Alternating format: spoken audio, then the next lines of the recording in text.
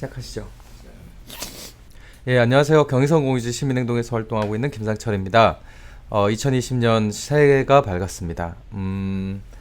사실 새해 첫 그 내용이니만큼 거기에 이제 맞는 내용을 해야 되지만, 저의 마음속에 새해는 이제 설날이기 때문에 작년에 이어서 몇 가지 그 사이에 나온 이야기들을 좀 짚어봤으면 좋겠습니다. 첫 번째는 그 뭐 언론을 좀 보신 분들은 아시겠지만 최근 이제 경기도에서 그 부당해고건으로 해서 좀 시끄러운 부분이 있습니다. 그러니까 이제 이 마을 공동체 지원센터, 그러니까 도에서 만든 마을 공동체 지원센터의 이제 업무가 분할되면서 거기에 대한 이제 일부 인력들이 사실상 이제 계약 해지가 되는 일이 벌어졌고요. 이것을 둘러싸고 이제 부당해고다, 아니다, 뭐 이제 이런 논란들이 벌어지고 있습니다. 때마침 작년 12월 달에 이제 정부가, 그러니까 문재인 정부가 민간위탁, 그러니까 공공부문 민간위탁 가이드라인이라는 것을 발표를 했습니다. 그러니까 이제 이 가이드라인이 나오게 된 배경도 좀 흥미로운데요. 원래 이제 문재인 정부의 기본적인 노동 정책은 공공부문 비정규직을 정규직화하는 거였고, 그것 때문에 기존의 이제 청소나 내진 건물 시설 관리나 이런 부분들은 이제 정규직화가 되고 있는 상황이었습니다.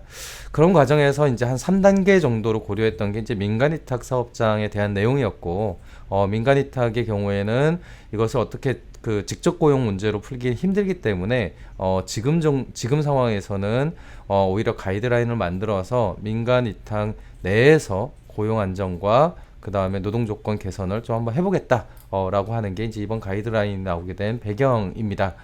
문제는 이 가이드라인이 굉장히 늦게 나왔습니다. 왜 그렇겠습니까? 민간위탁 사업이라고 하는 것은 뭐 아시겠지만 이거 굉장히 그 IMF 이후에 굉장히 급격하게 확대가 된 사업입니다. 그리고 특정한 사업들, 특히 뭐 생활 폐기물의 수거나 내지 이런 것들이 이제 대표적인 민간 위탁 사업장이라고 할 수 있는데, 대부분 그런 민간 위탁 사업장들이 지역의 기득권 구조에 깊이 개입이 되어 있는 것이 일반적이죠. 그래서 이제 뭐 관악구 같은 경우는 청소업체 사장들이 돈을 모아서 구의원들 뭐 중국 관광을 시켜준달지 이런 일들이 사실은 이제 다 알고 있어도 개선되지 않는 일들입니다.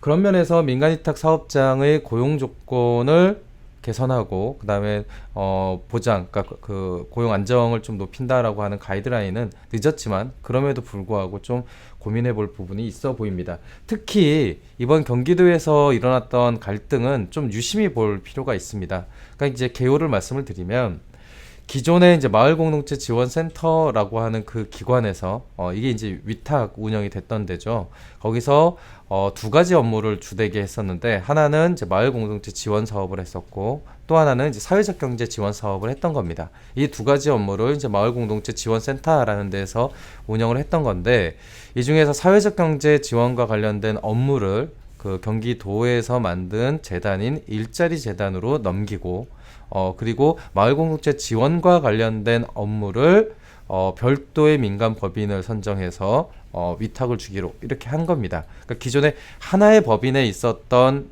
인력들이 이제 두 개로 쪼개지게 된 셈이죠. 여기서 이제 쟁점이 발생합니다. 첫 번째는 경기도 일자리 재단으로 이제 전환하게 된 사회적 경제 업무를 담당했던 기존에 노동자들이 한 29명 정도가 있었는데, 이분들이 전체 다 계약 해지가 됐다는 겁니다. 경기도에서는 지난 12월에 발표한 민간위탁 가이드라인 상으로 보더라도 공공 부분에 위탁을 할 경우에는 이 가이드라인의 적용을 받지 않는다라는 주장을 합니다. 그런데 실제 그때 발표됐던 요 자료, 요 가이드라인 자료를 참조를 하면은요, 그때의 취지는 요겁니다.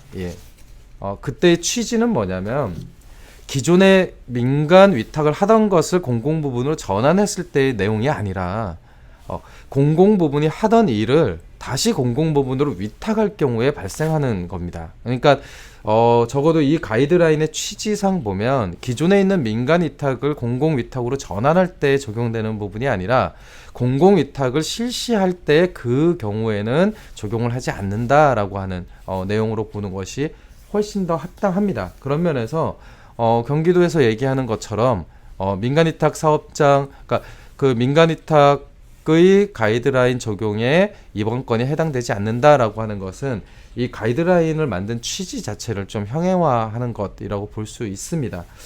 한 가지 부분만 더 강조를 좀 드리고 싶은데요. 실제로 이 가이드라인에 따르면 경기도는 이 민간위탁위원회를 만들어서 어떤 업무들을 민간위탁으로 관리할 건지에 대한 판단을 하게 되어 있습니다. 거기에 따르면 충분히 이 사안 같은 경우도 충분히 고용 부분을 보장하면서 전환을 할 수 있는 부분이 있을 걸로 생각이 됩니다. 단 이 쟁점을 가지고 좀 한 가지 이야기거리로 던지고 싶은 내용은 뭐냐면요. 사실 이제 사회적 경제 섹터나 혹은 마을 공동체 섹터와 같이 실제 기존의 그 지역 운동 혹은 주민 운동 섹터에서 있었던 일들은 이제 공공 지원이 생기면서 나타나는 어떤 불일치와 관련된 부분입니다. 그러니까 마을 활동이 공공 노동이 되는 과정, 여기에 지금 놓여져 있는 거죠. 실제 공식적으로 이렇게 많이 언급이 되고 있지는 않지만 경기도 일자리 재단의 입장에서는 그런 것 같아요. 이 신규 인력을 고용하긴 할 거다.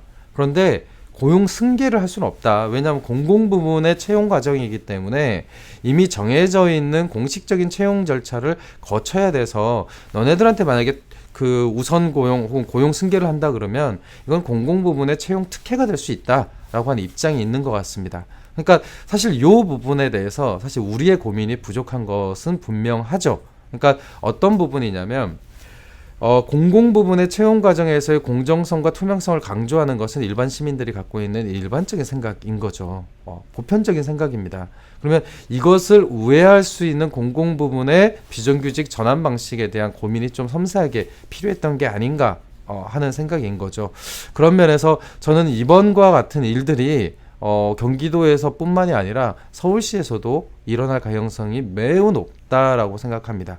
특히 공공 부문이 직접 수행하는 사업으로 흡수를 할 경우에 기존에 위탁구조화되어 있었던 마을공동체 지원센터가 됐던 사회적 경제센터가 됐던 50+ 센터가 됐던 다양한 중간 지원 조직의 고용 형태와 관련된 혹은 고용 승계와 관련된 쟁점들이 나올 것 같습니다. 그런 면에서 우리는 이 부분을 당연히 이제 경기도가 이 부당 해고를 한 부분에 대해서는 크게 쟁점이 그러니까 논란이 될 부분은 아닙니다. 이건 잘못한 게 맞고 거기에 대한 고용 승계 방안을 경기도가 마련해야 되는 건 맞죠. 그런데 거기에 다른 영역으로 우리 스스로도 실제로 이 중간 지원 조직화된